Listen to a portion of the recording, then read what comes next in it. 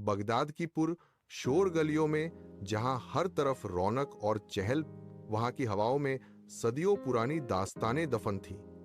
शाही बाजार की रौनक देखकर ऐसा लगता था जैसे दुनिया की सारी दौलत यहीं सिमट आई हो, मगर इसी चमक धमक के दरमियान एक पुराना और खस्ता हाल दरख्त खड़ा था, जिसके नीचे एक अंधा फकीर बाबा रहीम अपनी जिंदगी के आखिरी दिन गुजार रहा था। उसका चेहरा झुर्रियों से भरा हुआ था, जो हर आने जाने वाले को यह बता रहा था कि उसने वक्त के कितने सख्त थप्पड़ सहे हैं। बाबा रहीम की आंखों में रोशनी नहीं थी, मगर उसके दिल का आईना बिल्कुल साफ था। लोग उसे अंधा समझते थे, मगर वो अपनी समात सुनने की कुव्वत से लोगों के कदमों की छाप और उनके लहजे की थकान पहचान लेता था। लोग अपनी अमानतें सौंप कर चले जाते थे, क्योंकि उन्हें मालूम था कि ये शख्स भाग नहीं सकता और न ही धोखा दे सकता है। मगर अफसोस, वही लोग जो उस पर भरोसा करते थे, कभी ये नहीं सोचते थे कि इस बूसे ने कुछ खाया भी है या नहीं।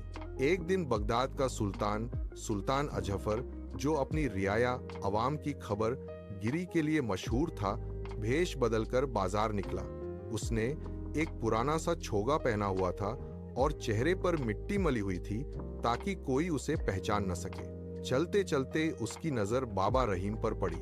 उसने देखा कि एक मगरूर सौदागर ने अपनी भारी भरकम थैली बाबा के पास फेंकी और बिना किसी तमीज के कहा, "ए बूढ़े, इसका ख्याल रखना, मैं अभी आता हूं।" सुल्तान ने यह देखकर हैरत की कि घंटों बाद जब वह सौदागर वापस आया, उसने अपनी थैली उठाई और बिना शुक्रिया अदा किए वहां से चला गया। बाबा रहीम के चेहरे पर एक शिकन तक न आई। सुल्तान के दिल में एक अजीब सा ख्याल पैदा हुआ।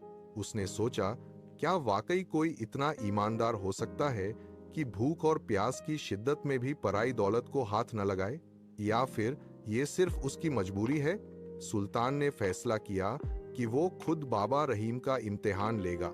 मैं धीरे धीरे चलता हुआ बाबा के पास गया और अपनी आवाज को थका हुआ और भारी बनाकर कहा, "सलाम हो तुम पर, बुजुर्गवार।"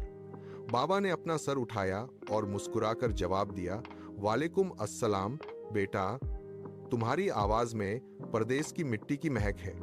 लगता है बहुत दूर से आए हो?" सुल्तान ने झूठ बोला, "हाँ बाबा, मैं एक मुसाफिर हूँ और हज के मुकद्दस सफर पर जा रहा हूँ। मेरे पास मेरी जिंदगी भर की कमाई है, मगर रास्ता खतरनाक है। लोग कहते हैं कि बगदाद में तुमसे ज्यादा ईमानदार कोई नहीं। इसलिए मैं चाहता हूं कि तुम मेरी ये पोटली अपने पास रखो।" सुल्तान ने एक भारी मखमली पोटली बाबा के हाथों में दी, जिसमें पत्थर नहीं बल्कि सल्तनत के सबसे कीमती हीरे थे। इसके बाद सुल्तान चला गया, मगर वक्त ने करवट बदली। बगदाद पर एक ऐसी आफत आई जिसने सब कुछ बदल कर रख दिया। बारिशों का सिलसिला रुक गया और कहत अकाल ने पूरे शहर को अपनी लपेट में ले लिया। लोग रोटी के एक एक निवाले को तरसने लगे। बाजार की रौनक मंद पड़ गई। जो दुकानदार पहले बाबा को खाना दे दिया करते थे, भूख उनकी आंतों को नोचती तो शैतान उनके कान में सरगोशी करता, "रहीम, तू क्यों मर रहा है? शायद तेरी जिंदगी बच जाए।" मगर बाबा रहीम ने हर बार अपने नफ्स को शिकस्त दी। वो रोते और कहते, "नहीं, मैं भूखा मर सकता हूं, मगर अपना ईमान नहीं बेच सकता। मैंने उस मुसाफिर से वादा किया था और अल्लाह मेरा गवाह है।" उन्होंने उस पोटली को एक रस्सी से अपनी कमर के साथ कसकर बांध लिया, ताकि सोते में भी कोई इसे चुरा न सके।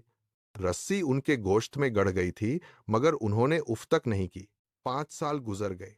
सुल्तान अजफर अपने सफर से वापस लौटा। शहर की हालत देखकर उसका दिल खून के आंसू रोने लगा। उसे फौरन उस अंधे फकीर का ख्याल आया। वो उसी रात भेष बदलकर उस पुराने दरख्त के पास गया, मगर वहां सन्नाटा था। एक दुकानदार ने बताया कि वह पागल बूढ़ा अब शहर के बाहर एक पुराने खंडहर में पड़ा रहता है। सुल्तान जब खंडहर पहुंचा तो वहां की गंदगी और सन्नाटे ने उसे डरा दिया। मशाल की रोशनी में उसने देखा कि एक कोने में फटे पुराने कपड़ों का ढेर पड़ा है। जब वो करीब गया तो देखा कि वो बाबा रहीम थे। उनकी सांसें उखड़ रही थीं, मगर उनके दोनों हाथ अब भी उनकी कमर पर बंधी उस पोटली पर मुंजमिद फ्रोजन थे। सुल्तान ने तड़प कर पुकारा, बाबा, बाबा रहीम। बाबा ने मुश्किल से अपनी आंखें खोली। बेटा, तुम आ गए। मुझे मालूम था तुम आओगे। लोग कहते थे तुम मर गए। मगर मेरा दिल कहता था कि तुम अपनी अमानत लेने जरूर आओगे। बाबा ने कांपते हाथों से वो खून और पसीने से लथपथ पोटली खोली और सुल्तान के हाथों में रख दी। देख लो बेटा, मैंने इसे हाथ तक नहीं लगाया। मेरी अमानत से मेरी कब्र तक का सफर आसान हो गया। सुल्तान ने जब वो पोटली खोली और उसमें से वो चमकदार हीरे निकालकर बाबा के हाथों में रखे तो बाबा रहीम सन्न रह गए। ये क्या है बेटा? ये कीमती पत्थर हैं। सुल्तान ने रोते हुए कहा, बाबा, ये हीरे हैं। इनसे पूरी सल्तनत खरीदी जा सकती है। मैंने आपका इम्तिहान लिया था, मगर मैं हार गया और आप जीत गए। बाबा रहीम की आंखों से आंसू बहने लगे। सुल्तान, आपने ये क्या किया? मैं 5 साल तक मौत को अपनी कमर से बांधे घूमता रहा। अगर मुझे मालूम होता कि ये हीरे हैं तो शायद मेरा ईमान डगमगा जाता। शुक्र है उस जात का जिसने मुझे अंधा बनाया और मुझे इनकी चमक से महफूज रखा। बाबा रहीम ने उसी वक्त दम तोड़ दिया, मगर उनके चेहरे पर ऐसी मुस्कुराहट थी जो करोड़ों की दौलत से ज्यादा कीमती थी। सुल्तान ने बाबा रहीम को पूरे शाही एहतराम के साथ दफन किया और उन्हीं हीरों से शहर में एक अजीम उश शान अमानत खाना बनवाया, जहां हर भूखे को खाना और हर मुसाफिर को पनाह मिलती थी। बगदाद की गलियों में आज भी ये किस्सा सुनाया जाता है कि असली बादशाह ताज ओ तख्त में नहीं, बल्कि एक साफ और ईमानदार दिल में होती है। बगदाद के पुर शोर बाजार में एक अंधा फकीर बाबा रहीम रहता था, जो अपनी ईमानदारी और अमानतदारी की वजह से मशहूर था। लोग अपनी कीमती चीजें उसके पास रखकर बेफिक्र हो जाते थे, क्योंकि वो कभी धोखा नहीं देता था। एक दिन सुल्तान अजफर भेष बदलकर उसका इम्तिहान लेने आया और उसे हीरो से भरी एक पोटली देकर चला गया, कह करके इसे खोलना मत। कुछ ही अरसे बाद बगदाद पर कहत टूट पड़ा। लोग भूख से तड़पने लगे और बाबा रहीम भी शदीद भूख और कमजोरी का शिकार हो गया। शैतान बार बार उसे बहकाता कि पोटली खोलकर अपनी जान बचा ले, लेकिन बाबा रहीम ने हर बार अपने ईमान को मजबूत रखा।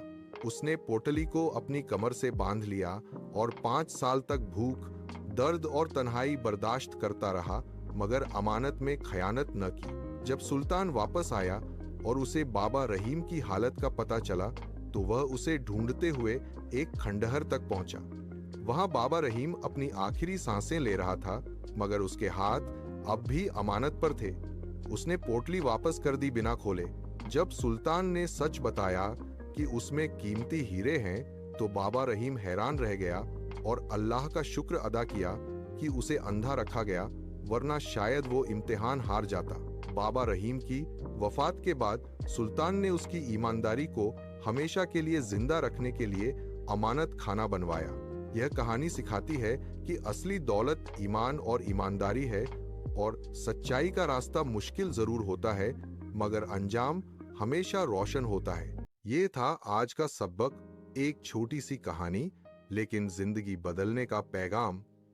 अगर आप चाहते हैं कि ऐसी और ईमान अफरोज कहानियां आप तक रोज पहुंचती रहें, तो चैनल को सब्सक्राइब जरूर करें और इस पैगाम को शेयर करें। हो सकता है किसी और की जिंदगी बदल जाए।